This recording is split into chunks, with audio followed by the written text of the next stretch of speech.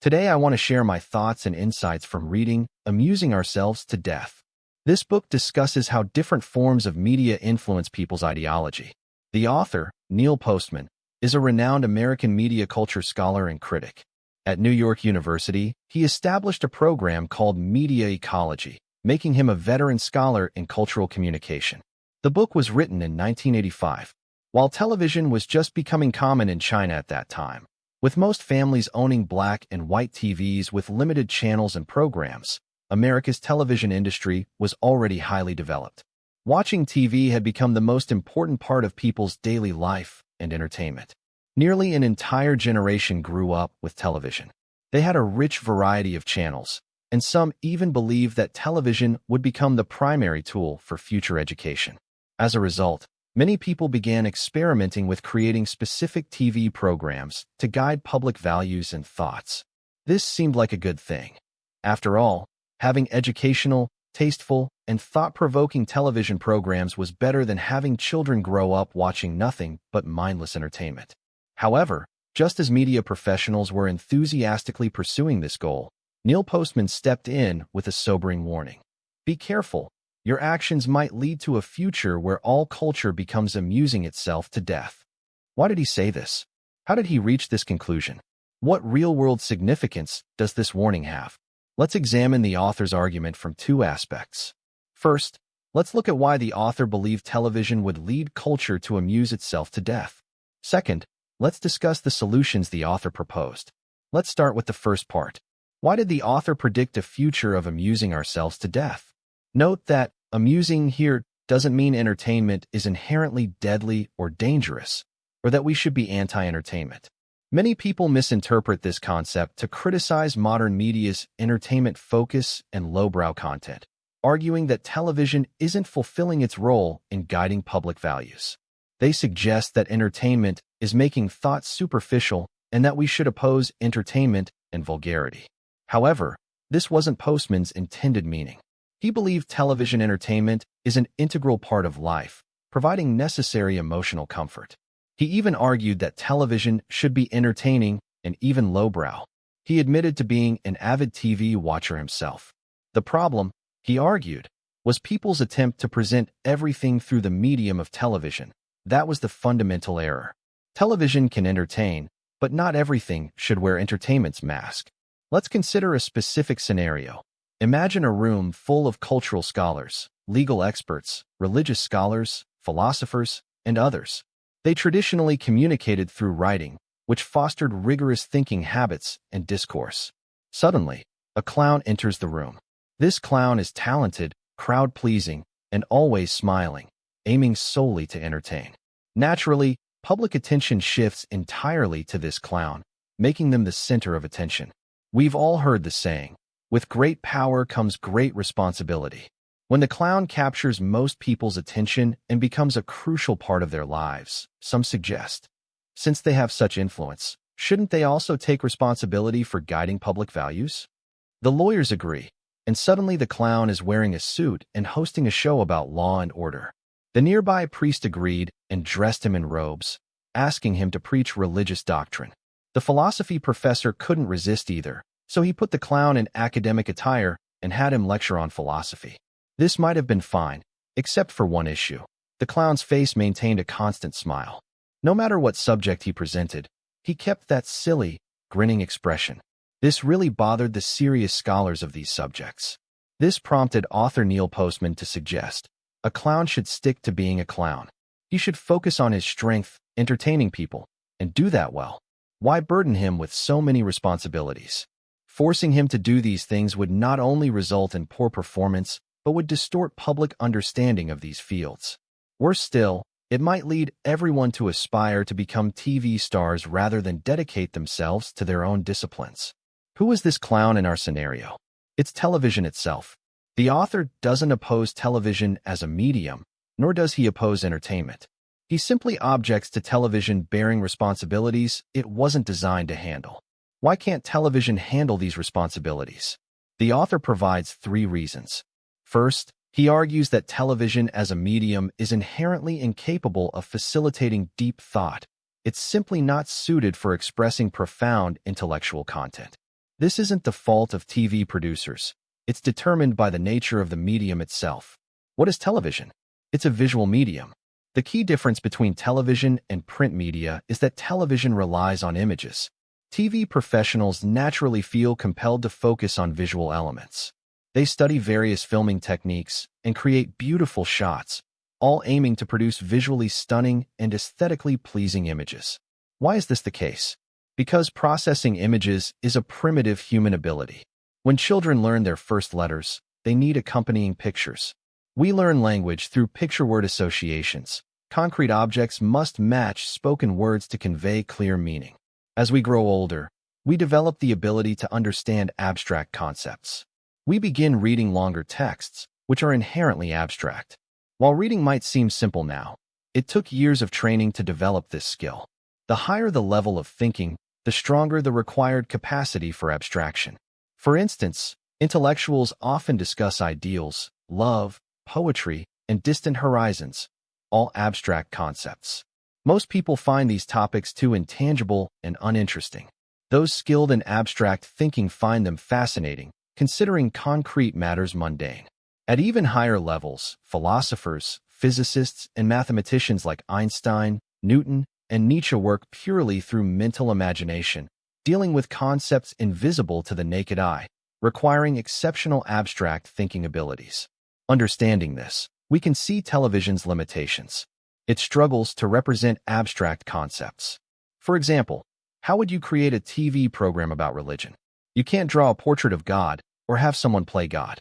God exists differently in each person's mind. There are as many versions of God as there are believers. Reducing this to a specific image diminishes the sacred nature of God and weakens its educational impact.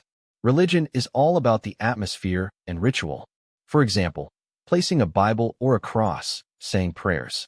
In such an atmosphere, people feel purified and watched over by the divine. However, on television, this feeling is completely lost. People eat chips while watching TV, exercise while watching TV, and when they get bored, they simply change the channel. Religion on television becomes devoid of ritual, doctrine, tradition, theology, and spiritual transcendence. In TV programs, the preacher becomes the star, while God is reduced to a supporting role. Therefore, religion isn't suitable for television preaching and spreading. Take philosophy as another example. It deals with highly abstract sentences and concepts, exploring the nature of the universe, the general laws of material change within the universe, and humanity's place in it. How would you visualize these concepts for a TV program? It's impossible. You might suggest making it into a talk show with philosophers discussing these topics. While possible, it wouldn't help viewers understand philosophy better. Talk shows typically allocate limited speaking time to guests. With just 5 minutes to explain a philosophical proposition, even the most brilliant minds can't do it justice. It's not about capability, it's about time constraints. You'd end up making superficial statements that leave audiences none the wiser. So this field isn't suitable for television either. As for news, the author believes it shouldn't be presented on television either. Why? Because it diminishes the gravity of news events. For instance, right after reporting a devastating earthquake with numerous casualties and widespread suffering, before viewers can process their grief, the program suddenly switches to a cheerful bubble tea commercial. These abrupt transitions make serious matters seem trivial, suggesting that advertisements are more important than the news itself. Of course, these are just the author's minor grievances. While he can't propose better reporting methods, he's simply raising awareness. In conclusion, the author believes television's inherent nature makes it unsuitable for presenting abstract and profound content. Instead of forcing these subjects onto TV, experts should return to their traditional domains, focusing on written work, logic, and rationality. Let television do what it does best without trying to make it something it's not. Secondly, the author believes television shouldn't be tasked with education. While TV can influence young people's interests and hobbies, the author disagrees with developing television-based learning methods to replace school education. He sees TV education and school education as fundamentally different. At the time, many American educators were trying to transform courses into entertainment programs, hoping people would learn useful knowledge while being entertained. While well-intentioned, The author considers this effort futile and inappropriate. He believes acquiring knowledge is inherently challenging. Regardless of how easily you can access information, converting it into personal understanding requires effort and perseverance. Developing excellent critical thinking skills is a demanding battle for everyone. The essence of learning is constantly pushing beyond your comfort zone. Learning isn't meant to be comfortable. If you want to learn, you must embrace discomfort. It's impossible to bypass the challenging process and effortlessly acquire knowledge and thinking patterns that typically require extensive training in school. Television education and book-based education are fundamentally different. Here's why. First, television content is inherently superficial. It can't present complex material because it caters to the lowest common denominator. If most viewers can't understand the content, they'll simply change the channel. The switching cost is minimal. Therefore, television knowledge requires no memorization, reflection, or endurance. Everything must be presented in the most accessible way possible. Simply put, television prioritizes viewer satisfaction over viewer growth. This is a natural consequence of the pursuit of ratings. Second, television doesn't require explanation, no precise definitions or descriptions of new concepts and ideas. Any serious discussion or debate would turn television into radio. Television naturally seeks drama. Such easily digestible education that requires no explanation isn't really education. It's entertainment. True education happens in schools, books, or face-to-face conversations, but definitely not through television. Finally, not all forms of communication can be effectively transferred between different media.